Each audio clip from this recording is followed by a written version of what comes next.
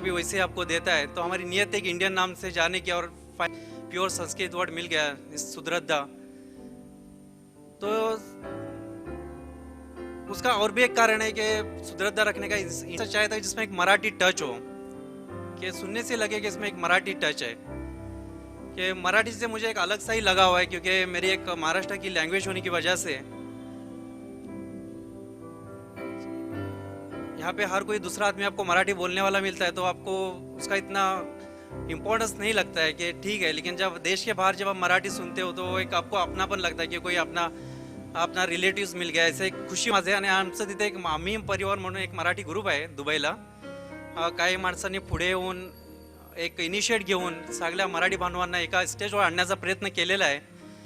एकमेकांना सहकार्य करणे, एकमेकांच्या सणासुदीमध्ये सहभाग होणे, कुठल्यामध्ये दिवाळी असो, गणपती असो, ईद असो, कुठलाही भेदभाव न करता ते चांगल्या तऱ्हेने होळी वगैरे सगळे साजरा करणे मजा वेगळीच असते। त्या कारण तिथे आमच्या मनामध्ये वेगळं काहीतरी टाकण्यासाठी कोण बाहेरचा नाही आहे तिथे, त्यामुळे आम्ही एकत्रित तिथे राहतो।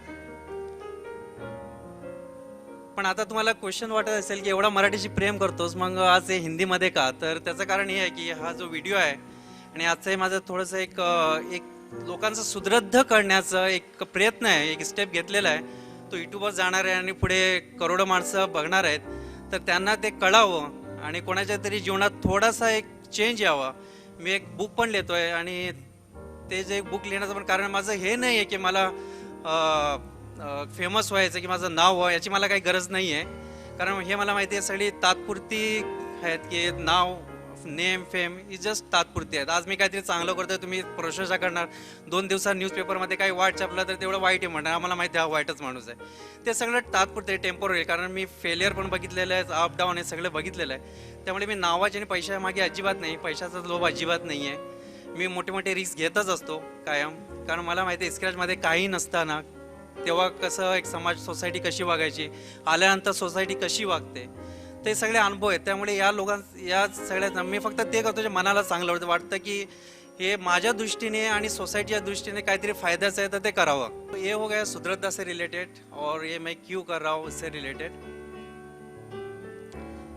इसकी जो कहानी है कि जो एक कंपनी डालने की वगैरह के कैसे हुआ, क्या हुआ, मेरे लाइफ के जो कुछ ऐसी चीज़ें जो मेरी फैमिली भी नहीं जानती थी, कुछ चीज़ें मेरे फ्रेंड्स नहीं जानते थे, कुछ चीज़ें मेरे कलीग्स नहीं जानते थे। लेकिन आज और इससे आगे आज जो टाइम आया है कि हर कोई मेरी ज़िंदगी जानेगा कि मैंने क्या किया, कैसे किया। बहुत सारी चीज़ें जो कोई नहीं जानता था, इवन मेरे पेरेंट्स नहीं जानते थे कि मैंने अपनी लाइफ में क्या किया हो, कैसे कैसे टाइम गुजारा है, क्या किया है, कैसे इसे यहाँ तक पहुँचा। लेकिन आज के बाद सब कुछ जाने के मैं अपनी ज़िंदगी की पूरी किताब दुनिया के सामने खोल के रखने के लिए जा रहा हूँ।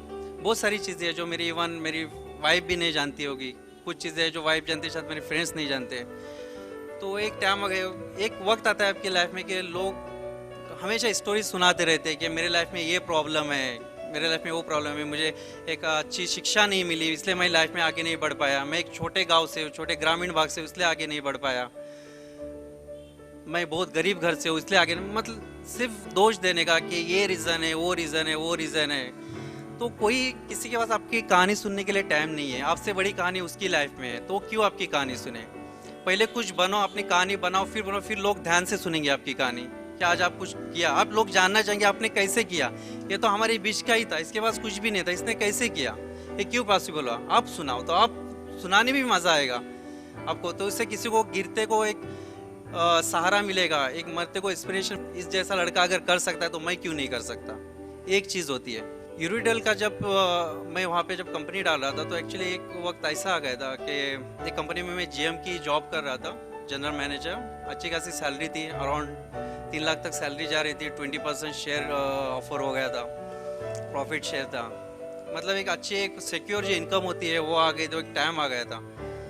तो जब फिर मैंने डिसीजन लिया कि आप अपने खुद के डालें, तो ऐसा क्या हुआ था कि ये भी एक सीखने की बात है कि वो जो बोर्ड ऑफ डायरेक्टर्स में ये आ गए थे, हम इसको इतना दे रहे तो क्यों दे, अगर ये हम लोग बचा ले, इसको निकाल दे तो हम लोग इतना बचा सकते हैं। तो ये चीज़ ने जो लालच होता है, लालच नहीं आना चाहिए किसी की इसमें। ये लालच जो है आपको हमेशा पीछे खींचता है।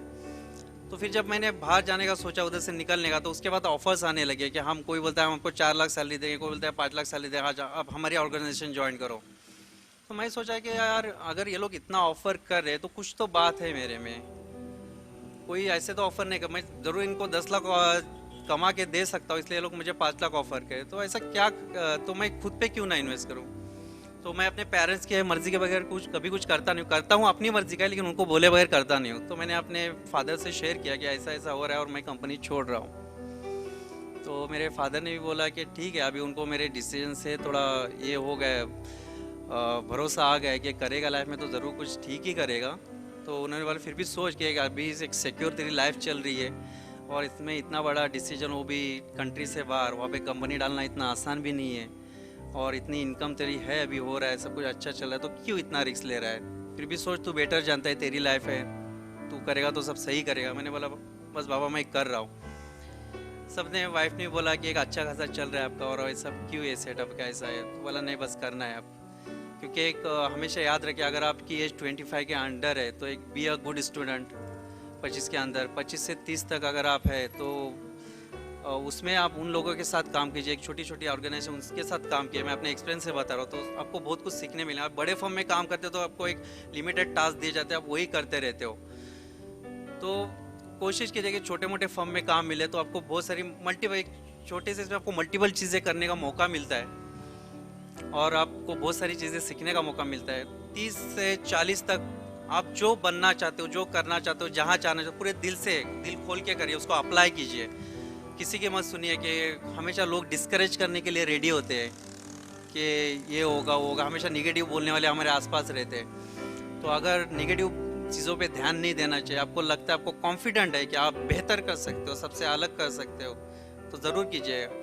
और अगर पैसा कमाना है, बहुत सक्सेस चाहिए, तो उसका एक ही फॉर्मूला है, पैसे के पीछे मत भागिए, काम के पीछे भागिए, पैसा अपने आप आपके पीछे आएगा।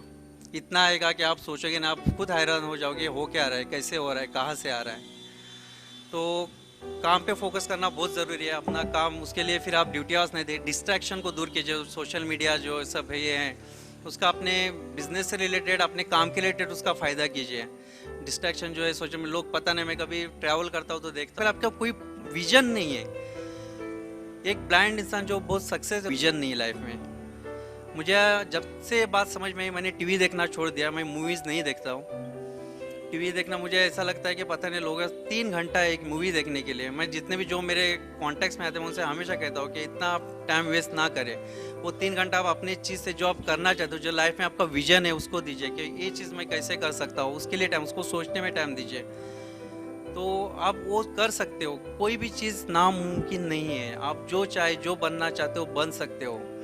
कोई भी चीज़ नामुमकिन नहीं है, आप उसको पूरे दिल से कीजिए, पूरी ईमानदारी से कीजिए। कोई भी चीज़ नामुमकिन नहीं है, आप वो सब कुछ कर सकते हो। क्योंकि मैं जिस जहाँ से निकला, एक छोटा सा गांव, जहाँ पे नाम अभी कुछ साल पहले वहाँ पे मोबाइल चालू हुआ है। दिन में सिर्फ 3 गाड़ी आती थी, सुबह दोपहर शाम, जैसे डॉक्टर दवाइयाँ देता है। और वहाँ से मैं राजापुर, 11वीं मैंने लांजा में की थी और 12th मैंने राजापुर में किया था। जाते टाइम दूध बेच के जाता था बस में, तो ताकि अपनी ट्रैवल का खर्चा निकल सके। मैं इसलिए नहीं बता सकता हूँ कि आपको मेरे ऊपर दया आ सके, मैं इसलिए बता सकता हूँ कि हमारे कोकन में बहुत बड़ी प्रॉब्लम है कि दोष देना, अपनी परिस्थिति को दोष देना। इसलिए बोल रहा हूँ कि इससे आप हारिए मत इन सब चीज़ों से। अगर गरीबी है तो इससे हारिए मत, बस अपना विजन, अपना ड्रीम बढ़ा रखिए। वो टाइम पे भी सोचता था जब ये सब दूध बेचते हुए जाता था कि भाई मुझे एक दिन कुछ बड़ा होना है, कुछ बड़ा करना है, कुछ अलग करना है। 12th की मैंने, मैं पढ़ाई में कुछ इतना अच्छा नहीं था, अराउंड मेरे 10th में कुछ 55 थे और 12th में 57 हुए। इंग्लिश तो मेरी बहुत ही वीक थी, इंग्लिश में मेरे बस पासिंग के 5 आते थे। फिर मैं एक दिन जब 12th के लिए गया तो मुझे लगता था 12th में मुझे पासिंग के इतने भी नहीं है, तो मैं कानिटकर सर के कैबिन में गया, उनको दिल से बोला कि सर मैं इंग्लिश में बहुत वीक हूँ, आपको मेरे ऊपर थोड़ी मेहनत लेना होगी, आप मुझे कुछ ऐसे नोट्स दीजिए, कुछ ऐसा थोड़ा गाइड कीजिए कि मेरी थोड़ी इंग्लिश बेहतर हो सके, एटलीस्ट मैं पास हो सकूँ 12th में। मैं 10वीं 11वीं जैसे जैसे कर लिया मुझे, लेकिन 12th की मुझे गारंटी नहीं, जिस तरह की इंग्लिश है मैं जानता हूँ कि मेरी इंग्लिश क्या है। तो सर ने मेरे पीछे बहुत मेहनत ली, मैं ऑलवेज थैंकफुल टू हिम। बहुत मेहनत ली है, तो कभी मैं उनको नहीं भूलता। हमेशा जब भी कुछ अच्छा करता हूँ लाइफ में, हमेशा उनको याद करता हूँ। तो फिर उन्होंने कुछ नोट दिए, कुछ टिप्स दिए, जिसकी मुझे आगे बहुत मेहनत, और मैंने जो उन्होंने बोला वो अप्लाई किया। लेकिन ऐसा जब मैंने उनको ऑफिस में जाके इस चीज़ बोली तो उन्होंने क्लास में आके सिर्फ बोला कि he will do something in his life. He have that courage that he come to my cabin and he said, he explained that he, so I want this kind of student कि जो accept करना सीखे, उसमें वो quality उसने accept किया कि कोई चीज़ नहीं आती, लेकिन उन्होंने इन बिटवीन ये चीज़ बोली थी कि ही विल डू समथिंग, ये कुछ करेगा अपनी लाइफ में। तो मैंने वही टाइम पे मान लिया था कि अगर सर ने इतना भरोसा दिखाया कि ये कुछ करेगा, मुझे कुछ आता ही नहीं है, फिर भी उन्होंने बोला कि ये कुछ करेगा तो कुछ करेगा। तो ये कभी भी किसी से ना आप नेगेटिव बात मत बोलिए, आपसे कुछ नहीं हो सकता तो कम से कम किसी के लिए पॉजिटिव बात बोलिए। आपको नहीं पता उसकी लाइफ में वो क्या चेंज लाएंगे, कितना बड़ा बदलाव लेके आएगा। तो वो सेंटेंस मेरे लाइफ में बहुत बड़ा बदलाव ले, मैंने वही टाइम पे मान लिया कि अगर सर ने मेरे ऊपर कुछ ना आते हुए बोला कि लाइफ में कुछ करेगा तो भाई तू अब तेरे को कुछ करना ही है। फिर मैंने माना कि भाई पढ़ाई में मैं इतना अच्छा नहीं हूँ, तो अगर मैं आगे 3 साल और ग्रेजुएशन के लिए देता हूँ तो मेरा कुछ, मैं 3 साल अपने लाइफ की वेस्ट कर रहा हूँ, तो मुझे अपने काम पे फोकस करना चाहिए। क्योंकि मैं गरीबी की लाइफ देख देख के एकदम थक गया था कि एक एक रुपये के लिए स्ट्रगल करना, कि 3 रुपया बचाने के लिए मैं रानतले पे उतरता, उधर से भी चल के नीचे जाना। तो बोला ये लाइफ भर तो हमें गरीब नहीं रहना है। तो मेरी माँ हमेशा कहती थी कि गोबर का कीड़ा हमेशा गोबर में नहीं रहता, एक दिन तो बाहर आता ही है। तो इस गोबर के कीड़ों को बाहर आना था एक दिन, तो उसकी वजह से मैं बस बोला काम पे फोकस करो। तो फिर एक यंग एज होती है ना कि पैसे के पीछे लगता है कि पैसा ही सब कुछ है। वो टाइम पे पता नहीं था कि काम इम्पोर्टेंट है, तो लाइफ में कुछ शॉर्टकट्स मारने की कोशिश की और उसके बहुत बड़े मुझे परिणाम भुगतना पड़े कि शॉर्टकट्स। तो बाद में पता चला कि लाइफ में सक्सेस होने के लिए शॉर्टकट्स नहीं होता है, आपको एक विजन रखना होता है और अपने लाइफ को 5 से 10 साल दो, आपको वो हर चीज़ मिलेगी जो आप चाहते हो, जो आपको चीज़ चाहे वो मिलेगी। लेकिन मैं आपको बोलता हूँ कि जो यंग है, जो यंग जनरेशन है, उनसे कहूँगा कि कभी भी लाइफ में शॉर्टकट मत मारिए। ओवरनाइट सक्सेस कोई नहीं होता, ओवरनाइट जो लॉटरी लगती है वो बात अलग है, 100 में से 1 केस। तो वो भी अगर आपको ऐसा पैसा आ भी गए तो आपके पास टिकता नहीं, आपको पता नहीं होता कि आपने पैसा कैसा कमाया, अचानक से आता है, अचानक से चला भी जाता है। तो ओवरनाइट सक्सेस नहीं है, तो शॉर्टकट के पीछे मत भागिए, इसमें बस बहुत बुरे इसके परिणाम होते हैं। तो मेरी कुछ 17-18 साल की एज थी, मैंने बहुत सारे बिजनेस ट्राई किए। तो सबसे पहला मेरा सबसे लाइफ का जो बिगेस्ट फेलियर था वो था ऑटो रिक्शा। मैं सोच रहा था कि ऑटो रिक्शा करके मैंने 10 की थी, 11 की थी, और फिर सोचा था ऑटो रिक्शा करके और भी बाकी चीज़ें कर लूँगा। तो मेरे फादर हमेशा कहते थे कि ऑटो रिक्शा वाले जितने भी देखिए कोई भी इसमें से बड़ा नहीं हुआ है, तो इस प्रोफेशन के पीछे मत भाग, कुछ अलग सोच। तो ड्राइविंग का शौक भी था और थोड़ी सी इनकम हो भी रही थी, लेकिन बाद में फिर वो बहुत नुकसान हुआ उसमें। 35,000 का मेरा बिगेस्ट फेलियर। और उसके बाद फिर मैंने कुछ ट्रेडिंग का बिजनेस ट्राई किया था और उसके बाद वो अच्छा खासा चल रहा था, क्योंकि एक कम एज में मैंने वैन ले ली थी, भले सेकेंड हैंड थी जो भी थी, लेकिन खुद की मेहनत से विदाउट लोन लेना बहुत बड़ी बात होती है। भले आप सेकेंड हैंड लो, लेकिन बिना घर के पैसे के, बिना माँ बाप के पैसे के ये गाड़ी लेना एक 18 साल की उम्र में, मैं भले कोई कुछ भी ले, लेंगे मैं उसको सक्सेस मानता हूँ। और वो बिज़नेस अच्छा चल रहा था, मेरे आस पड़ोस के लोग एग्जाम्पल भी देते थे कि उसने इतनी एज में सब कर रहा है तो तुम क्यों नहीं, ऐसा एक एग्जाम्पल दिया जाता था। मैं बोला ना, अगर कुछ अच्छा करते हो तो लोग प्रशंसा करते हैं, जब कुछ बुरा करते हो तो आपकी बुराई करते हैं। तो ये अंदाज सब उसी वक्त आ गया था। तो उस ट्रेडिंग के बिजनेस में कुछ फिर मैंने शॉर्टकट्स के पीछे भागा, मैं डिस्ट्रैक्ट हो गया। किसी ने मेरे पास ऑफर ला गया कि ऐसा ऐसा बिजनेस है तो इसमें इतना अच्छा कमा सकता है, गुजरात जाएंगे, कपड़ा लेके आएंगे, ये वगैरह blah blah, which I don't want to disclose in public.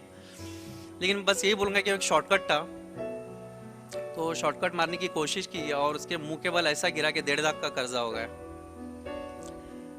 अब 18-19 साल की उम्र में 1.5 लाख का कर्जा, वो टाइम पे मैं बोलता हूँ 2002-2003 की बात है, वो टाइम पे 1.5 करोड़ जैसा था, जो मेरे इमेजिनेशन के बाहर था। अब बोला भाई तू बिजनेस के लायक तो रहा नहीं है, 1.5 लाख का तेरे ऊपर कर्जा है, और हमारी गांव की जो दुकान है उसकी एक रेपुटेशन थी, सप्लायर्स कभी पेमेंट के लिए नहीं पूछते थे और मेरे वजह से नाम खराब हो रहा था। तो मुझे बात बहुत खा रही थी कि मेरे फादर ने एक नाम बनाया वहाँ पे और मेरे वजह से ख़राब हो रहा है। मेरे रिलेटिव्स, मेरे जो सप्लायर्स थे, वो आके मेरे पिताजी को बोले कि आपके बेटे ने इतना गलत किया है, ये किया वो किया। तो मुझे वो उससे जल्दी निकालना था, तो बोला आप पहले नौकरी कर लेते हैं। तो फिर मैंने नौकरी के लिए बम्बई गया। मेरे पास 1 रुपया जेब में, सही में मैं 1 रुपया बोलने के लिए डायलॉग वाला नहीं बोल रहा हूँ, सही में ट्रूली मेरे पास 1 रुपया भी जेब में नहीं था। हमारे गांव का एक ट्रैक्स वाला है जो बम्बे, उसको भाड़ा मिला था, उसने बोला मैं बॉम्बे छोड़ दूंगा तुझे, तो उसने छोड़ा बॉम्बे में। फिर एक गांव का जो एक लड़का है वो रहता था, जो कुछ छोटा मोटा चाइना की आइटम बेचने की ये करता था, वहाँ पे उसके साथ रहा। वहाँ पे रहने का देखा तो उसको भी प्रॉब्लम हो रही है, तो फिर रहने का कोई आसरा नहीं था। मैंने कुछ रिलेटिव से भी किसी से बात नहीं किया, अगर करता तो शायद रख भी लेते, लेकिन पता नहीं, आई डोंट नो। फिर एक गांव के एक बिजनेसमैन है, छोटी सी उनकी दुकान है मदनपुरा में, बॉम्बे सेंट्रल पे। उनको रिक्वेस्ट की कि प्लीज़ मुझे आप अपनी दुकान में थोड़ा रहने के लिए आसरा दे दे, बाकी मैं काम कहीं ना कहीं कर लूँगा। तो उन्होंने कहा बेटा तू नहीं रह सकता वहाँ पे, क्योंकि जो यूपी के लोग मेरे दुकान में कामगार रहते वो सिर्फ सोते वहाँ पे, लेकिन जो नहाने धोने के लिए वो लोग एक हमाम जो बाहर पब्लिक बूथ है वहाँ पे जाते हैं, और वहाँ पे वो लोग पैसा दे के उस रोज़ सुबह नहा के वहाँ से आते हैं। तो तेरे को पॉसिबल नहीं, तू गांव में रहा हुआ है, खुली जगह पे रहा हुआ है, और ऐसी चीज़ें तूने देखी नहीं है, तो ये तू नहीं कर पाएगा। मैंने बोला आप उसकी फ़िक्र ना करें, आप मुझे बस यस बोलिए, आप मुझे सोने के लिए दुकान में जगह दे सकते हो, बाकी सब मैं मैनेज कर लूँगा। तो बोले ठीक है तेरी मर्ज़ी। तो बोले मेरे घर पे आके रह ले। बोला नहीं घर पे नहीं है, बस मुझे दुकान में आप दे दे, बहुत बड़ी बात है। तो उनके दुकान में रहने लग गया, जो 2 यूपी के थे वहाँ पे लड़के लोग, तो उनके साथ सोना। तो जिस दिन मैं बॉम्बे में उतरा था, बहुत भूख लगी थी, मेरे खाने के लिए पैसा नहीं था वो टाइम पे। उन्होंने बोला कि ठीक है हमारे साथ खा ले, लेकिन बहुत जवानी की भूख थी। मुझे वो टाइम याद रहा कि वो भूख थी ना, इससे थी कि मेरे पेट में दर्द कर रहा था। सोचा पीछे तो जाना नहीं है, अगर माँ बाप से शेयर करूंगा कि मेरे जेब में पैसा नहीं है, तो लोग बोले पीछे आ जा, क्योंकि माँ बाप का प्यार है। लेकिन मुझे पता था पीछे जाके कुछ होने वाला नहीं है, क्योंकि उनको जिल्लत उठाना पड़ेगी। मेरे वजह से 1.5 लाख का कर्जा है मेरे सर पे, मुझे तो उतारना है, मुझे तो बॉम्बे में रहना और गाँव में जाके कुछ होगा नहीं। तो उन्होंने कहा खाने के लिए आ जा। मैं सोच रहा वो लोग भी रोज का पे करके लेते थे, मतलब उन पे बर्डन क्यों बनो। बोला इस रात तो पानी पी के सो जाते। उस रात पानी पी के सो गया मैं, सुबह नहाने के लिए गया नहीं, क्योंकि जेब में पैसा नहीं था। फिर एक फ्रेंड से बात की, बोला कहीं काम पे लगा दे। तो उसने एक इलेक्ट्रॉन की दुकान पे काम पे लगाया, क्योंकि मैंने इलेक्ट्रॉनिक्स का एक छोटा सा कोर्स किया था। वो बाहर की आवाज़ थी, मेरे अंदर की आवाज़ नहीं थी, लेकिन किया था मैंने इलेक्ट्रॉनिक्स का कोर्स। तो उसने बोला ठीक है मैं लेकिन दिन का 10 रुपया दूंगा, महीने का तेरे को 1500 रुपया दूंगा, लेकिन अभी नहीं, जब तू महीना कंप्लीट करेगा तब, और ये 300 रुपया जो महीना खलास होने का तेरे से कट करके लूंगा। तो बोला मेरा कुछ खाने के लिए नहीं है, तो 10 रुपया में थोड़ा सर्वाइव करना मुश्किल हो जाएगा। तो उसने बोला कि यहाँ पे लोग आते छोड़ के चले जाते, पैसा लेके एडवांस लेके जाते, तो मैं तेरे पर भरोसा नहीं कर सकता, मैं तेरे को सिर्फ 10 रुपया दूंगा दिन का, तेरे को आना है आ, तेरी मर्जी। मैंने बोला ठीक है दिन का 10 रुपया, तो आज 10 रुपया तो मिलेगा। तो फिर मैंने वहाँ पे काम ज्वाइन किया। उसने शाम को 10 रुपया दिया, उस दिन भी मैं पानी पी के था। शाम को उसने 10 रुपया दिया, 2.5 रुपये का जगह वड़ा पाव खाया, 7.5 रुपया बचा। अब मैंने इसमें प्लानिंग की, बोला 10 रुपये में दिन कैसा निकालना है। तो बोला सुबह का जो नाश्ता है मैं ऐसा करता हूँ कि अगर मैं सुबह का नाश्ता सुबह ना करते हो, अगर 12 बजे मैं अगर एक वड़ा पाव खा लूँगा तो 2.5 रुपये में हो जाएगा, और 7.5 रुपया बचेगा, उसमें शाम को मैं भरपेट थोड़ा खा लूँगा। तो उस दिन मेरा 7.5 रुपया बचा।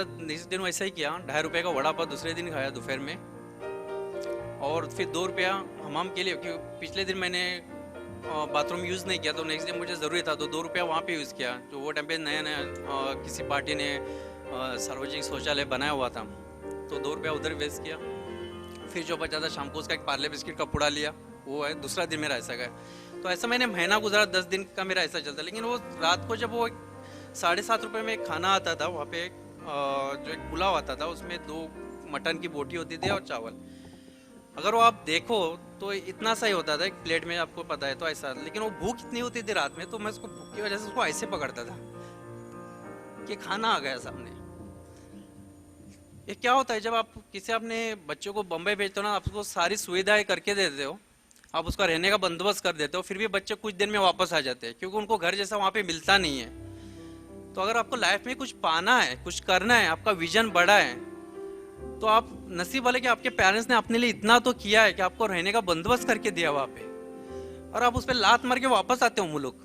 यहाँ हमारे कोकन की बहुत बड़ी समस्या है, जो मुझे एक दिन ये पॉइंट टच करना था। मैंने खुद से कमिट किया था कि जब लाइफ में कुछ कर पाऊँ, कुछ ढंग का कर लूँगा, तो पब्लिक से ज़रूर शेयर करूँगा कि हमारे कोकन में ये जो है, ये ऐसा हो रहा है कि पब्लिक छोड़ छोड़ के बम्बई से वापस आ रही है, कि लोग इतना इधर खेती बाड़ी करके उन पर खर्चा करके उनको बम्बई डालते हैं, अच्छे स्कूल में पढ़ाने की कोशिश करते, और उस पर मैं इसको बैड वर्ड समझ रही हूँ, उस पर खड़े खड़े पेशाब करके लोग आ जाते हैं। इससे बैड वर्ड में मेरे पास कोई है नहीं दूसरा, कि उनको फिक्र ही नहीं होती, क्योंकि खुद उस पर लिए हार्डवर्क किया नहीं होता, खुद पसीना कमाया नहीं होता, तो फिक्र नहीं होती है।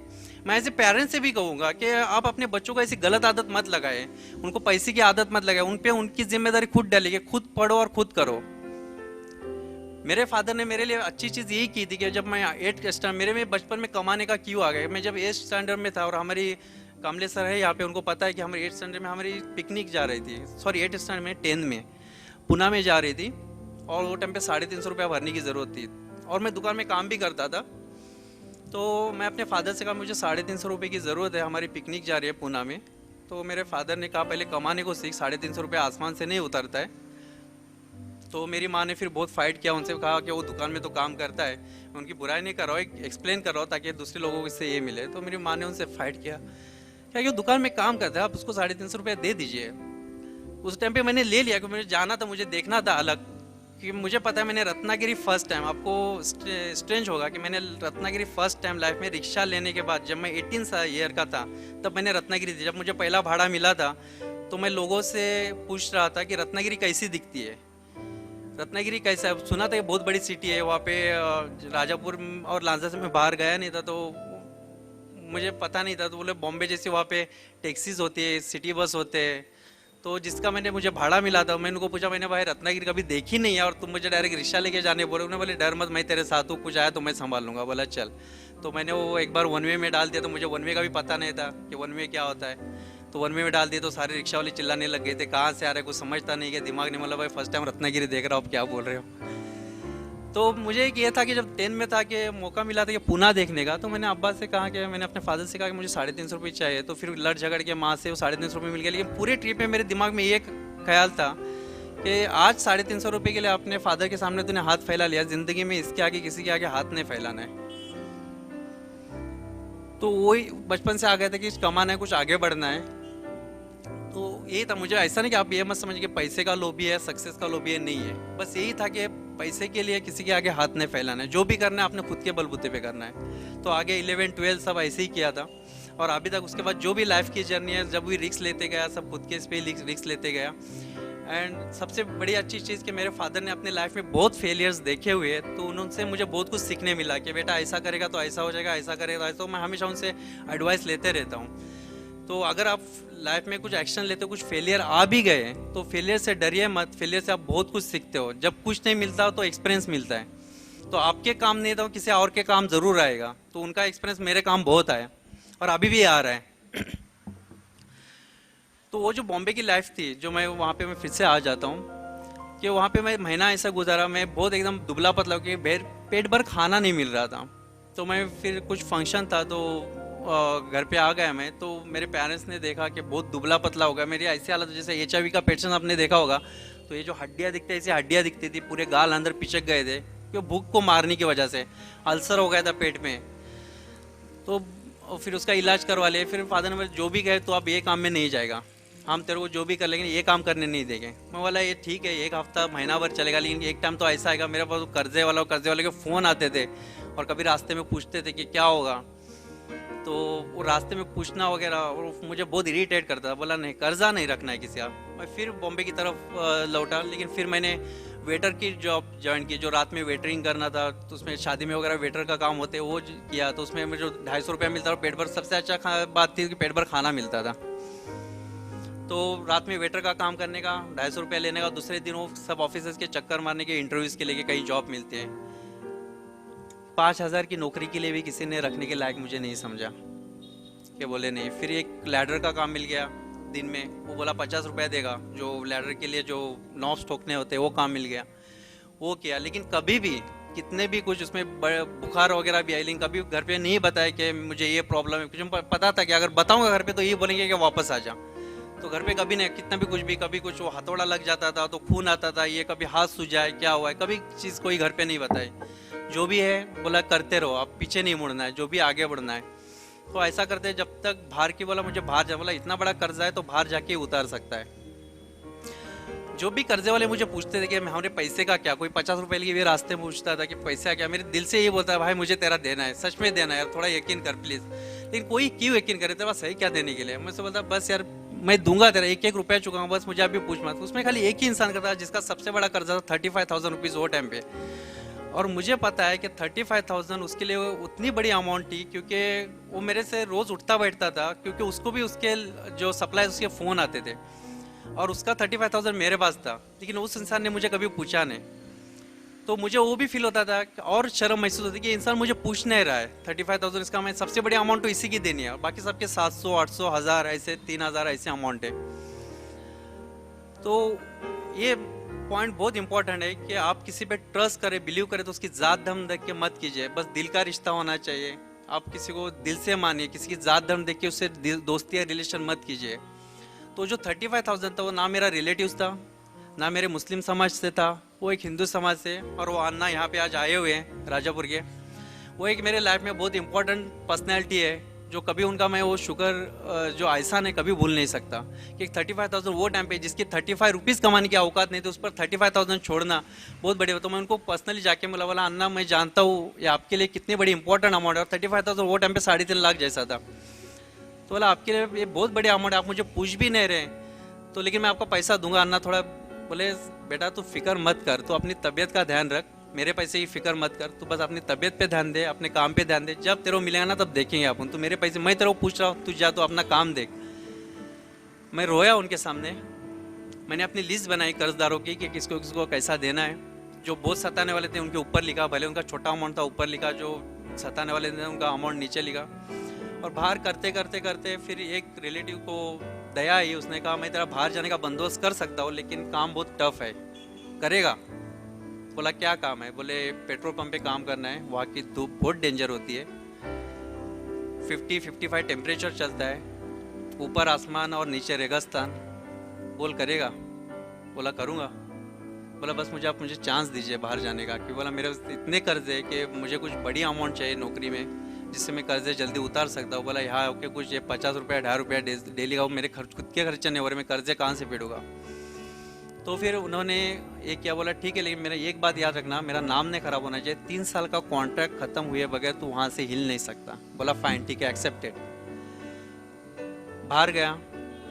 मैंने जब बम्बई में था तो एक चीज़ मैंने ध्यान में ले ली थी कि जब मैं काम अच्छा करता था ना पैसा सही मिलता था, तो एक दिमाग में चीज़ बैठ गई कि अगर आपको पैसा चाहिए तो काम पे फोकस करो, पैसे पे फोकस मत करो, काम पे अपने आप आ जाएगा। वही ये बात उसी वक्त दिमाग में आ गई थी। तो बाहर जाके मैंने वही अप्लाई किया कि आप तो भाई ये सीखे कि बस काम पे फोकस करना है, पैसे पे फोकस नहीं करना है। पेट्रोल पंप में एकदम ईमानदारी से पेट्रोल डालना चालू, उनकी गिलास वगैरह साफ़ करना दिल से एकदम।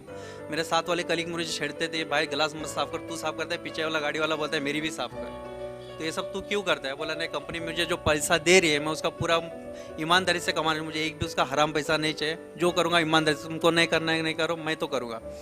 और काम ईमानदारी से। एक बार मेरी नाइट शिफ्ट थी और एक गाड़ी आ गई हवा डालने के लिए, पेट्रोल डालने का कुछ काम नहीं था, तो वो हॉर्न बजा रहा था, मैंने जाके उसके टायर में हवा डाल दी। ठंडी का टाइम था बहुत, और मेरे कलीग्स थे सब अंदर जाके बैठे हुए थे, मैं बाहर था। और उधर की ठंडी आप इमेजिन, टेम्परेचर कभी 2-3 पे आ जाता है, बहुत ठंडी, मतलब नाक में से खून आता है, ऐसी सर्दी होती है वहाँ की। और मैं बाहर बैठ के उसकी ठंडी, उसने वो बंदे ने देखा, सिर्फ 6 महीना हुआ था मुझे पेट्रोल डाल के। नेक्स्ट डे मुझे कॉल आया हेड ऑफिस से कि मेरा जो रजिस्टर नंबर था कि फ़लाना बंदे को हेड ऑफिस भेज दो करके। तो वहाँ का जो मेरा सुपरिटेंडेंट था वो मुझ पर चिल्लाने लगा, अभी तक हमें हेड ऑफिस से कभी कॉल नहीं आया कि इतने साल हो गए मुझे, अभी कभी तक कॉल नहीं, किसी ने हमारे जो स्टेशन का नाम ख़राब नहीं किया है, और तेरी वजह से आज हमें हेड ऑफिस से कॉल आया, तूने ऐसा क्या कांड किया है, तो अभी तुझे तुरंत हेड ऑफिस बुलाया गया। मैं गया हेड ऑफिस, मुझे तो यकीन था कि मैंने ऐसा कुछ गलत काम किया नहीं, और मैं हेड ऑफिस गया तो उधर जाके उन्होंने मुझे जैसे कॉन्ग्रेचुलेट किया और सम्मानित किया, और बोला आज से आपका प्रमोशन, चलो आप सुपरवाइज़र हो गए। आपने एक रात को एक गाड़ी ऐसे ऐसे अटेंड की थी, वो एक हमारे कंपनी के सीईओ है उनकी गाड़ी थी, और उन्होंने आपका काम देखा और वो बहुत आपसे मुतासिर हो गए और आपको प्रमोशन दे दिया। डायरेक्ट स्टेशन पे कॉल गया कि इसको आज से सुपरवाइज़र की ट्रेनिंग दे दो, ये फीलिंग नहीं करेगा। तो फिर गया तो फिर वहाँ पे बहुत वेलकम हुआ, तूने हमारे स्टेशन का नाम किया है कि, तो बाद में फिर और बिलीफ स्ट्रांग हो गया कि काम पे फोकस करो तो आपको चीज़ें ज़िंदगी में हमेशा अच्छी मिलती जाएगी। तो फिर ये करते करते फिर मैं हमेशा पैसे की तरफ देखना छोड़ दिया, काम पे फोकस करना चालू किया। 1 साल गया था, कुछ ऑफर्स आने लग गए कि हमारी कंपनी ज्वाइन करो, जो कुछ आते थे कंपनी में पेट्रोल डालने के लिए, तो उनसे मिलना जुलना कि यहाँ पे चांस है आपसे। लेकिन किसी को मैंने वादा किया था 3 साल तक कंपनी छोड़ूंगा नहीं करके। 3 साल का कॉन्ट्रैक्ट पूरा हुआ, 3 साल के बाद फिर जंप किया रेडबुल में। वहाँ पे तकरीबन 9 महीना काम किया। उसके बाद दूसरी कंपनी अलग फर्म ज्वाइन किया, केमिकल में 2 साल का कॉन्ट्रैक्ट पूरा किया। फिर टोनस से रिलेटेड कंपनी में टोनस का ख़त्म किया। फिर कॉपीएस में ऐसा 2 साल। सो डिफरेंट इसमें काम करके डिफरेंट एक्सपीरियंस आ गया। और इसके बाद एक टाइम आपके पास आ जाता है कि लोग आपके सीवीज नहीं देखते। जब आप काम पक्का और परफेक्ट करते हो तो आपको बायोडाटा कोई नहीं पूछता, आपका काम देख के आपको बुलाया जाता है। आपको कहीं सीवी डालने की जरूरत नहीं पड़ती कि देखो भाई मेरा बायोडाटा ऐसा है, दिखाने की जरूरत, आपका काम आपका बायोडाटा बन जाता है। तो फिर ऐसा करते जिसके 12th किया हुआ और मैं जॉब ऐसे कर रहा था जिसके लिए MBA जरूरी है, जिसके लिए MBA कंपलसरी है, ऐसे डिजिग्नेशन में मैं जॉब करने लग गया क्योंकि मैंने अपने काम को इम्पोर्टेंस दिया। तो हमेशा लाइफ में अपने काम को इम्पोर्टेंस दीजिए, आपका काम आपको आगे लेके जाएगा। जो भी करिए पूरे दिल से कीजिए, पूरी ईमानदारी से कीजिए। मेरे क्वालिफिकेशन के हिसाब से मैं डिजर्व नहीं करता था कि मैं 3 लाख की जॉब करूं, जनरल मैनेजर की पोस्ट की जॉब करूं। और जब ऐसे छोड़ा था एक मल्टीनेशनल कंपनी, जब अभी मैं यूरो डिजिटल ज्वाइन करने से पहले जब ऑफर एक मल्टीनेशनल कंपनी से ऑफर आया था जिनका ऑफर बहुत ही बढ़िया था, तो उन्होंने भी मेरा सीवी नहीं पूछा। बोले आपने मेरा सीवी नहीं दिया, बोले बस हमने आपका काम देखा, आप आके ज्वाइन करो। मतलब ऐसी डेजिग्नेशन के लिए जिसके लिए MBA जरूरी है, वो सब मुझे जॉब ऐसे आने लगी बस काम की वजह से। आपका काम ही आपका CV बन जाता है। तो काम को इम्पोर्टेंस देना बहुत ज़रूरी है। लेकिन आज दूसरी एक बात है, आजकल मैं जहाँ भी जाता हूँ तो मोस्टली अभी मैं इन्विटेशन के लिए बहुत सारे कॉलेजेस में गया था। तो एक कॉलेज में अभी एक रिसेंटली एक ये मैं आपको बता दूँ, तो उन्होंने कहा कि हम लोग अभी स्टूडेंट से गेट टुगेदर रखे थे, तो आप सही टाइम पे आए हो तो थोड़ा प्लीज़ हमारे स्टूडेंट्स को एड्रेस कीजिए। बोला ठीक है। बोला कितना मिनट? मुझे टाइम बहुत कम है क्योंकि मैं विदाउट प्लानिंग आया हूँ कि मुझे पता नहीं था यहाँ पे स्पीच देनी है, तो कितना मिनट बोलना? बोले बस मैक्सिमम 20 मिनट बोलिए, बहुत काफ़ी हो जाएगा। बोला ठीक है। तो 20 मिनट्स की स्पीच देके मैं उनके साथ आके खड़ा हो गया। तो मुझे हैरत से देख रहे और बोल रहे मिस्टर सरफराज, हम जानते हैं कि हमने आपको अचानक से बोलने के लिए बोला, लेकिन आप जो कुछ बोल रहे थे आपका एक एक शब्द पूरे दिल को छू रहा था।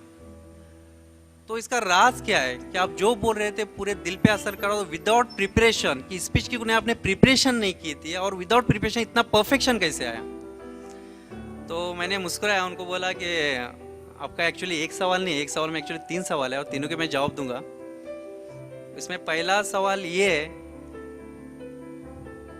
कि जो कुछ मैं बोला आपके दिल तक कैसे पहुंचा? तो दिल तक वही बात पहुंचती है जो दिल से बोली जाती है, दिमाग से बोली हुई बात कभी दिल तक नहीं पहुंचती। ये एक हो गया। आपका दूसरा क्वेश्चन इसमें ये है कि इतना परफेक्शन कैसे है, 20 मिनट की स्पीच इतनी परफेक्ट कैसी हो गई? तो आप लोग को भी थोड़ा स्ट्रेंज होगा जैसे उनको हुआ था। बोला 20 मिनट की स्पीच परफेक्ट होने के लिए मेरे 20 साल के बहुत सारे ऐसे अनपरफेक्ट काम है जिन्होंने मुझे आज 20 मिनट की स्पीच को परफेक्ट बना दिया। तो इसका मतलब क्या था? बोले एक ऐसा अनपरफेक्ट काम ने परफेक्ट कैसा बना दिया? तो बोला कि मैंने लाइफ में कभी एक्शन लेने से नहीं डरा। अब कभी लाइफ में आजकल ये होता है कि हमें लगता है कि ये चीज़ सही है, लेकिन लोगों के डर से, घर वालों के डर से हम करने से डरते कि उसको अप्लाई नहीं करते और बाद में कुछ साल के बाद सोचते यार ये तो मेरा आइडिया था, उसने कर लिया। तो एक्शन लेने से मत डरो, लाइफ में एक्शन लो। भले वो एक्शन रॉन्ग हो सकते हैं, राइट हो सकते हैं, just remember one thing, wrong actions will lead you somewhere but inactions will lead you nowhere। wrong action आपको कहीं तो ले जा सकते हैं, अच्छा हो सकता है, बुरा हो सकता है लाइफ में, ठीक है, लेकिन इन एक्शन, जिसने एक्शन लिया ही नहीं उसके लाइफ में कुछ भी नहीं होगा। फॉर एग्जाम्पल अगर आपको बॉम्बे जाना हो, यहाँ से एक टास्क रखा गया है कि बॉम्बे जाके आपको इतना बड़ा एग्जाम्पल, इतना बड़ा प्राइज दिया जाएगा, आप लेकिन पैदल जाना है। 2 बंदे, एक निकल गया कि भाई हाँ चलो निकलूंगा, एक्शन लिया इमीडिएट, भाई चलते तो जाना है, ठीक है। दूसरा बंदा सोचते बैठ गया यार चलते जाना है, रास्ते में पता नहीं कितनी धूल उड़ेगी, धूप है, चप्पल फट जाएगी, कांटे चुभ जाएंगे, पत्थर चुभ जाएंगे, कांच चुभ जाएगी, पता नहीं पूछूंगा भी नहीं पूछूंगा, बीमार हो जाऊंगा। उसने एक्शन लिया ही नहीं, उसका तो कुछ नहीं होने वाला। घर पे व्हाट्सअप करते बैठ गया, वो तो वही रफ्तार बेढंगी जो कल थी सो आज भी है, चलती ही रहेगा उसका। और एक है जो कहीं ना, एक ने एक्शन लिया, पहुंच तो गया, हो गया भाई इतने दिन टाइम में इसने ये रत्नागिरी से बॉम्बे पहुंचने का किया, रिकॉर्ड बन गया, नाम हो गया, एक्शन लिया उसने। तो एक्शन लेने से मत डरिए। तो यही मेरे बहुत सारे एक्शंस थे जो मैंने लिए लाइफ में। तो उसी एक्शंस जो मैंने जो किया अपने लाइफ में, जो भले अनपरफेक्ट काम थे, लेकिन आज मैं 20 मिनट भी बोलता हूँ तो परफेक्ट हो जाते हैं। तो बोला ये था वो मेरा परफेक्शन का। और बोला आपका तीसरा क्वेश्चन इसमें ये है कि विदाउट प्रिपरेशन मैंने कैसे बोला। तो बोला प्रिपरेशन में कि इसमें कोई ज़रूरत ही क्या है, मैंने वही बोला जो मैंने अपने लाइफ में किया है। मैंने कहीं भी कोई भी चीज़ ऐसी नहीं बोली जो किताबों से पढ़ी हो। किताबों से पढ़ के मुझे नहीं, उसमें गलती हो जाती है कि किताबों में पढ़ के सही से रट्टा मार के बोलो तो ऊंच नीच हो जाए, ऐसी बातें दिल तक भी नहीं पहुंचती। तो मैं वही बोलता हूँ जो मैं करता हूँ, जो मैंने किया वही तो बोला। तो जो मैं बोलता हूँ मैं करता हूँ, और जो मैं करता हूँ मैं बोलता हूँ। अगर उसका एग्जाम्पल हो तो सबसे बड़ा एग्जाम्पल है सुदृढ़ है। इसकी स्टोरी बहुत इंटरेस्टिंग है, थोड़ा 10 मिनट लेट हो जाएगा, सुनना चाहोगे? तो इसकी कहानी वैसी है कि जब हीरो डिजिटल स्टार्ट की थी 10 महीने तक अच्छा चला। 10 महीने तक वो सक्सेस मिल गई तो जो कंपनीज को 5-10 साल लगते हैं करने में, क्योंकि मेरे पास अच्छा खासा डाटा था। 15 साल वहाँ पे काम किया हो तो अच्छा डाटा था, तो मुझे टाइम नहीं लगा। 10 महीने में बहुत कुछ अचीव कर लिया था। और 10 महीने के बाद मैं एक ब्रेक के लिए इंडिया आया था 2 वीक्स के लिए। ब्रेक से जाने के बाद मेरे सामने एक ऐसी प्रॉब्लम आई जो फाइनेंशियल नहीं थी, ऐसी प्रॉब्लम आई which I don't want to disclose again in public, कि जो मैं हिल गया, मतलब मेरे पैरों के नीचे से ज़मीन निकल गई। मुझे पता नहीं था अब क्या होगा। फुल डिप्रेशन, 2 दिन पूरे डिप्रेशन में। घर पे बता नहीं सकता था क्योंकि इनको पता था कि जब इसने जॉब छोड़ी थी तो इसको अच्छे ऑफर्स थे। ना अपने वाइफ से शेयर कर सकता था, ना अपने पेरेंट्स से शेयर कर सकता था, ना अपने फ्रेंड्स से शेयर कर सकता था। सब जानते थे इसने अच्छा खासा ऑफर छोड़ के अपनी कंपनी चालू की है।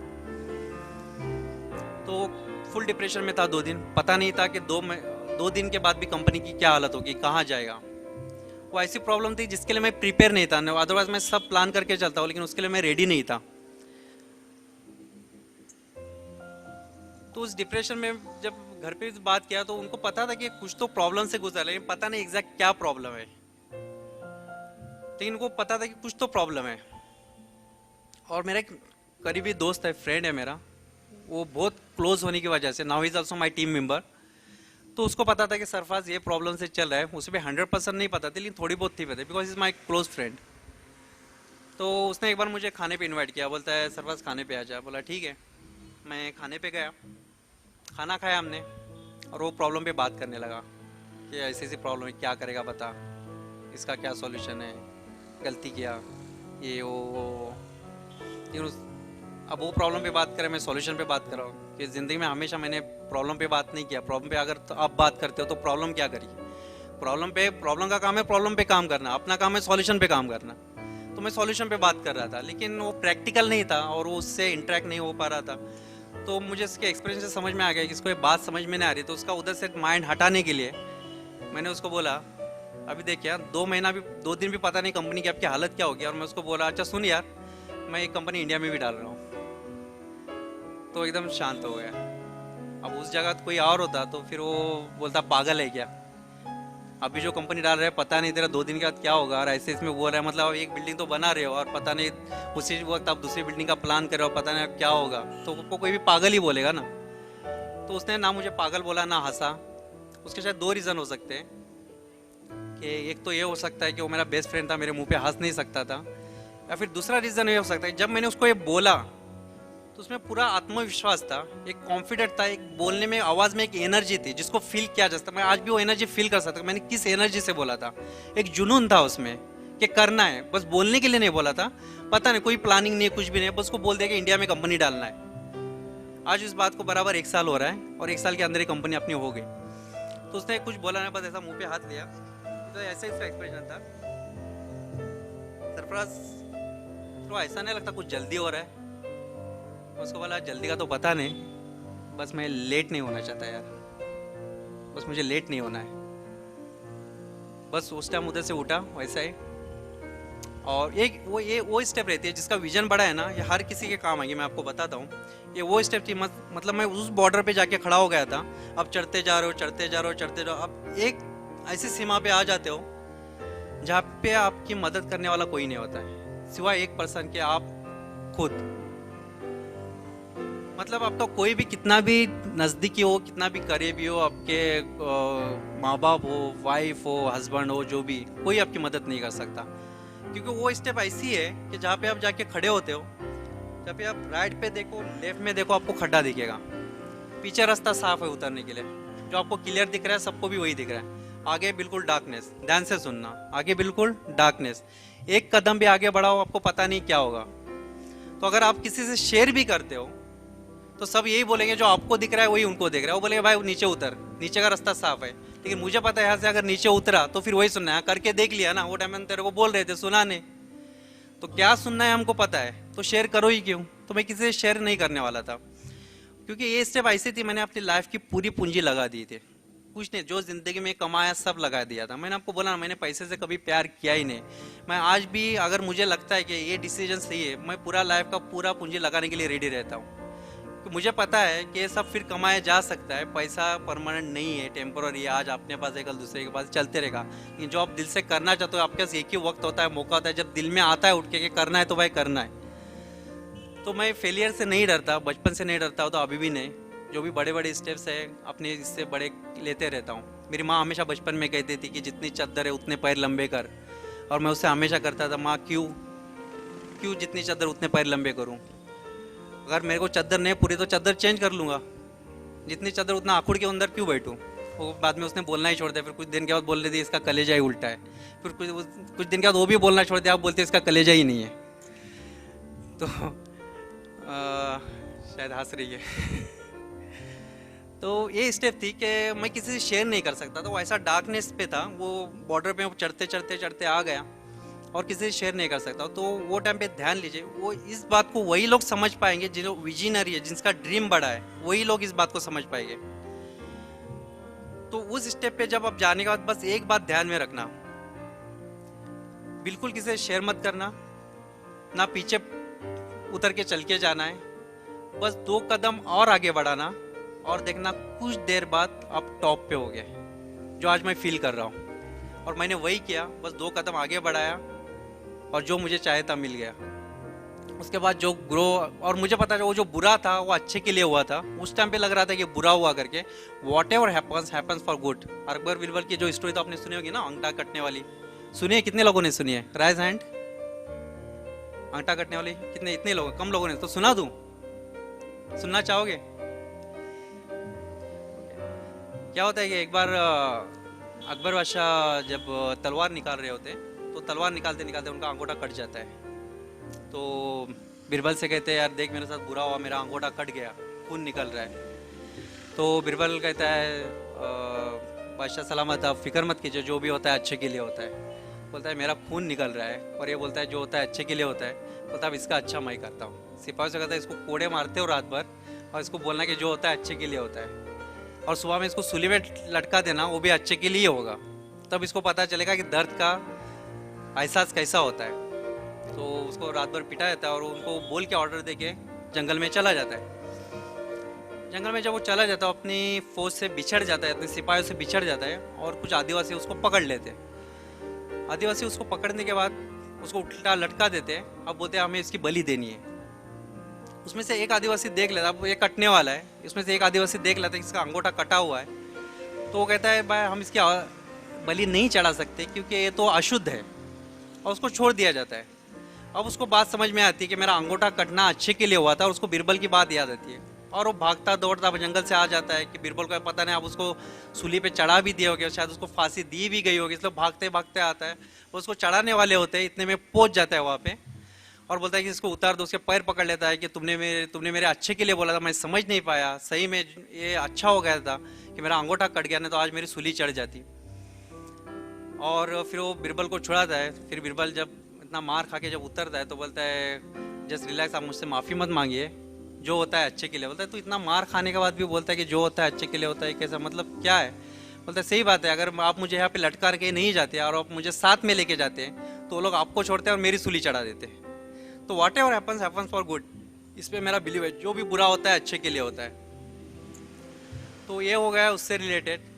तो देखिए सारे इसका सारा 2 चीज़ों में है कि आपको 2 चीज़ों पे ध्यान रखना चाहिए कि अच्छे मार्क्स प्राप्त करना और उच्च शिक्षा हासिल करना आपकी सफलता को सुनिश्चित नहीं करता है। लेकिन हमारे दिमाग में ये बचपन से भरा गया है कि अच्छे मार्क्स लो, अच्छे से पढ़ो, ध्यान से पढ़ो, बहुत मेहनत से पढ़ो, ताकि तुम्हें एक दिन किसी बड़ी कंपनी में नौकरी मिल सके। बजाय इसके अगर आप अपने बच्चों से ऐसा कहे तो बेटा ध्यान से पढ़ो, मेहनत से पढ़ो, क्योंकि एक दिन तुम्हें किसी बड़ी कंपनी को खरीदने का मौका मिल सके तो क्या बात होगी। लेकिन ये मांस का जहर हमारे बच्चों के जहन में इतने बुरी तरह से भरा गया है कि हमारे जो स्टूडेंट है वो सुसाइड कर रहे हैं। मैं नहीं चाहता आज की स्पीच के बाद न्यूज़पेपर में मैं पढूं कि सुसाइड हो गया, किसी ने मांस कमाने की वजह से सुसाइड कर लिया। मेरा एक खुद से कमिटमेंट था कि मैं लाइफ में अगर कुछ अच्छा करता हूँ तो कम से कम किसी को सुसाइड करने नहीं दूंगा, रोकूंगा, जितना मेरे से वो बन सकता है मैं करूँगा। और मुझे कभी भी कहीं भी कॉलेज यूनिवर्सिटीज़ में अगर काउंसलिंग के लिए बुलाया जाता है तो कभी मैं चार्ज नहीं करूँगा, अपने खर्चे से जाऊँगा और खुद स्पीच दूंगा। तो ये जो मांस का जहर अपने बच्चों के दिमाग में इस तरह मत डालो। अगर मांस इतने इंपॉर्टेंट होते ना तो आज ये 55% लेने वाला आज 80% लेने वालों की इंटरव्यू नहीं ले रहा होता। ये ध्यान में रखिए। जिस 55% वाले को कोई 5,000 की नौकरी नहीं दे रहा था, आज वो 1 लाख की जॉब दे रहा है। तो मार्क्स इतने इम्पोर्टेंट नहीं है। भले कोई बच्चा 80%, 90%, 100% लिया तो वो मार्क्स में उसकी स्पेशलिटी हुआ है कि वो मार्क्स में अच्छा है, पढ़ाई में अच्छा है। आपका बच्चा किसी और चीज़ में अच्छा होगा। आप देखिए आपका बच्चा किस चीज़ में अच्छा है, आप उसको इसमें सपोर्ट कीजिए, उसके साथ खड़े रहिए। आज किसी का बच्चा 90% लिया तो हम अपने बच्चों को कोसना चालू करते, देख उसने क्या किया और तू क्या कर रहा है। मत कोसिए, पता नहीं वो जहर कितना बुरी तरह से उसके दिमाग में बैठ जाता है। वो घर पे आने के लिए मार्कशीट लेके डरता है और सुसाइड का। मैंने पिछले साल पढ़ा था, एक 90% वाले स्टूडेंट ने सुसाइड कर लिया क्योंकि उसको 94% नहीं है, उसको 94% के ऊपर चाहिए था और 90% आने की वजह से उसने सुसाइड कर लिया। मेरे लाइफ में भी एक मौका ये आया था जब ये 1.5 लाख का कर्जा आया था, जब मैंने भी सोचा था कि भाई लाइफ को ख़त्म कर रहे बेटर है, तेरी वजह से तेरे माँ बाप जलील हो रहे तो बेटर है अपनी लाइफ को ख़त्म कर दे। और वो दिन मैंने सोच लिया था भाई सुसाइड करना है। मैं भी तो इसी प्लानट से हूँ, किसी अलग प्लानट से तो नहीं आया हूँ। क्यों नहीं मेरे दिमाग में आ सकता है? मेरे दिमाग में भी आया था कि भाई लाइफ को ख़त्म करना ही बेटर है, क्योंकि इस तेरी लाइफ से तू तो अपना नाम गंवा ही रहा है, प्लस तेरे पेरेंट्स का भी नाम ख़राब हो रहा है, तो बेटर अपनी लाइफ को ख़त्म कर दे। और हमारे जो गांव है, गांव के पीछे, घर के पीछे वो जंगल है, वो जंगल में जाके मैं बैठ गया था और सोच रहा था क्या करूँ, मेरे सुसाइड करने से क्या फ़ायदा है और ना करने से क्या है। तो सोच में था। वो टाइम पे मेरे सामने एक कुत्ता आया और कुत्ता बस मरने की हालत में था, मतलब ऐसा काँप रहा था, एकदम काँपने वाले कुत्ते आपने देखा ऐसा काँप रहा था। मैं उसको देखते बैठा और 5 मिनट के बाद बस मैं कुछ सोचा, मेरे दिमाग में आया और एकदम से उठ के बैठ गया। वो 5 मिनट में ऐसा क्या मेरे दिमाग में आया कि मैं एकदम शौक लगते ना ऐसा उठ के बैठ गया कि बोला सुसाइड तो नहीं करना है भाई। तो जो उस कुत्ते को देख के मेरे दिमाग में ये आया कि बोला ये तो मरने की हालत में है, वो भी, उसका भी जीवन है, मेरा भी जीवन है। लेकिन वो जो कुत्ते के जन्म को आया वो क्या अपनी मर्जी से आया? मैं इंसान के जन्म को आया हूँ, क्या मैं मेरी मर्जी से आया हूँ? तो एक एनर्जी है जिसको मैं अल्लाह कहता हूँ, परमेश्वर कहता, किसी भी नाम से पुकारो कुछ फर्क नहीं पड़ता। साइंस उसको एनर्जी कहते हैं। इज वन, सबका मालिक एक, सबको उसके कर्म के हिसाब से देता है। अगर वो सिर्फ मुसलमानों का होता तो हिंदू भूखे मरते, अगर वो सिर्फ हिंदुओं का होता तो मुसलमान भूखे मर रहे होते। तो वो सब अपने कुरान शरीफ में कहा गया है कि वो अपने हर मखलूक मतलब हर अपने बंदे से 70 माओं से ज़्यादा प्यार करता है। वो धर्म देख के प्यार नहीं करता। वो अपने हर, जिसको भी इसने इंसान को बनाया है, एक माँ कितना प्यार करती है, तो 70 माओं से ज़्यादा अपने बंदे को प्यार करता है। वो धर्म देख के प्यार नहीं करता, समझे?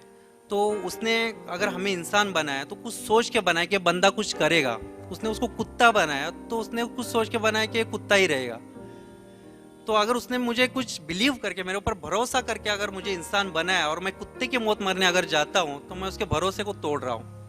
फॉर एग्जाम्पल, अगर आप मुझे एक मोबाइल दे दे और आप मुझे बोले कि इसको संभाल, ये मेरी चीज़ है, जब मैं मांगूंगा तब मुझे वापस देना, तब तक इसको संभाल। आपको एक बिलीफ है कि मैं उस मोबाइल को और अच्छे से, उसको और कवर लगाऊंगा, उसको और अच्छी एक्सेसरीज लूंगा और इन सब चीज़ों के साथ जब आप मांगोगे आपको लौटाऊंगा, आपको कितनी खुशी होगी। एक वो मोबाइल जो आपने खुद नहीं बनाया, किसी और का बनाया हुआ है, लेकिन वो मैं आपको और अच्छी तरीके से रिटर्न करता हूँ तो आप खुश होते हैं। वही मोबाइल आपने दिया और उस टाइम के पहले मैंने उसको पटका, तोड़ा और आपको रिटर्न किया, आपको कितना दुख होगा?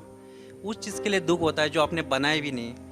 तो सोचिए उस अल्लाह का, उस परमेश्वर का, जिसने खुद हाथों से हमें बनाया है और उसको हम वक्त से पहले ऐसे तोड़ के दे दे, आत्महत्या करके दे दे, सोचो उसको कितना दुख होगा, समझे? तो आत्महत्या किसी चीज़ का सॉल्यूशन नहीं है। सुसाइड एक बुज़दिली है। अगर मैंने उस दिन सुसाइड कर लिया होता तो आज आपके सामने खड़ा नहीं होता।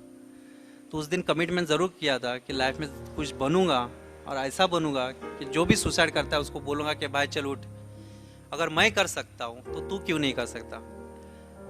कामले सर यहाँ पे बैठे, मेरे 10वीं की हालत में आपको बताता हूँ, मेरे 4 स्टूडेंट के सामने खड़ा रह के बोलने की हिम्मत नहीं थी। ज़िंदगी में अगर सबसे बड़ा, अगर कोई बिगेस्ट, सबसे बड़ा डर अगर कोई है तो वह है पब्लिक स्पीकिंग, 4 लोगों में बोलना। मौत का डर सबसे बड़ा, एक रिसर्च हुई है अमेरिका में 2 साल पहले, तो उन्होंने रिसर्च में मिला है कि सबसे बड़ा डर है पब्लिक स्पीकिंग। तो वो अगर डर मेरे से निकल गया, गांव का लड़का जो बहुत ही शर्मिंदा था, नौजवान से कनेक्ट कर सकता, उनको भी पता है कि मैं क्लास में भी खड़ा होकर रहने से बहुत शर्माता था, इतनी मेरी हिम्मत नहीं थी।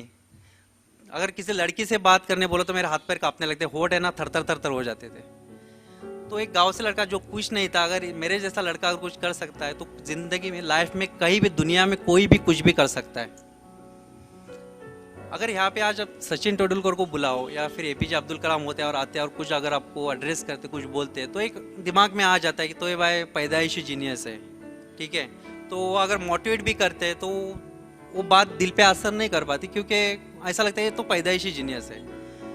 लेकिन एक जो आपके बीच में से निकला है, जो कुछ भी नहीं था, जो एक फटीचर था, तो मेरी बातें जल्दी आप पे असर करेंगे, भाई ये फटीचर इंसान कर सकता है तो मैं क्यों नहीं कर सकता, राइट और नो।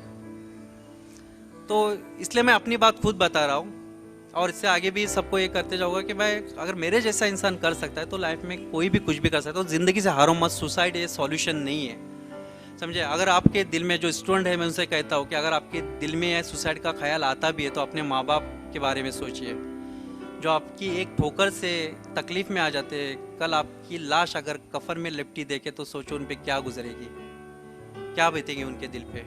एक जवान बेटा जो लाश में लिपट के खून में लथपथ उनके सामने आ जाए तो उनके दिल पे क्या गुजरेगी, कैसे गुजरेगी उनकी सारी ज़िंदगी। अगर आपके दिल में कुछ है, कुछ भी प्रॉब्लम है, रिलेशनशिप से लेकर एजुकेशन से लेकर, अपने पेरेंट्स से शेयर कीजिए। पिछले टाइम एक वीडियो अक्षय कुमार ने शेयर किया था, उनके किसी दोस्त ने एक हॉस्पिटल के बाहर लिखा था, वो पढ़ा था उसने। वो ऐसा था कि अगर दिल खोल लेते कभी यारों के साथ, दिल खोल लेते अगर कभी यारों के साथ, तो आज ना खोलने पड़ते औजारों के साथ।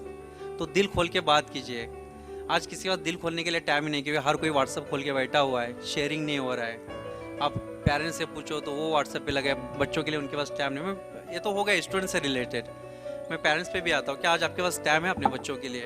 आपको पता भी है कि आपके बच्चे की लाइफ में क्या चल रहा है, वो किन हालातों से गुजर रहा है? आपको फेसबुक और व्हाट्सएप से टाइम मिले तब आपको पता चले ना कि आपके बच्चे की लाइफ में क्या हो रहा है, वो किन हालात से गुजर रहे हैं। आपको पता भी है कि आपके बच्चे की दोस्ती किन लोगों के साथ है, उसकी संगत कैसे। संगत बहुत इंपॉर्टेंट है, हमेशा अच्छी संगत होना चाहिए, संगत बहुत अफेक्ट करती है। तो उनकी संगत किसके साथ है, तो थोड़ा अपने, आप आज पूछो पेरेंट्स से, हाँ हम वक्त देते हैं ना अपने बच्चों को, हम टीवी साथ में देखते हैं। भाई टीवी साथ में देखते, टीवी को वक्त दिया, बच्चों को कब वक्त दिया? नहीं, हम लोग है ना खाना साथ में खाते हैं, भाई खाने को वक्त दिया, बच्चों को कब वक्त दिया? तो आज टाइम वो निकल गया है कि बच्चों को आंखें दिखाने का, कि आंखें दिखा के रखो, वो वक्त आज नहीं है। आज आप कहीं और लगे और आपका बच्चा फेसबुक पे फ्रेंड्स ढूंढता फिर रहा है। तो आज बच्चों से दोस्ती करो, उनसे फ्रेंडशिप बनो। आज जब बच्चा आप कोई भी डिसीजन लेने जाए तो उसको लगे कि मेरे पेरेंट्स मेरे बेस्ट फ्रेंड है, मैं उनसे पहले शेयर करूंगा। वो दोस्ती का रिश्ता अपने बच्चों से होना चाहिए, दोस्त बनाओ अपने बच्चों।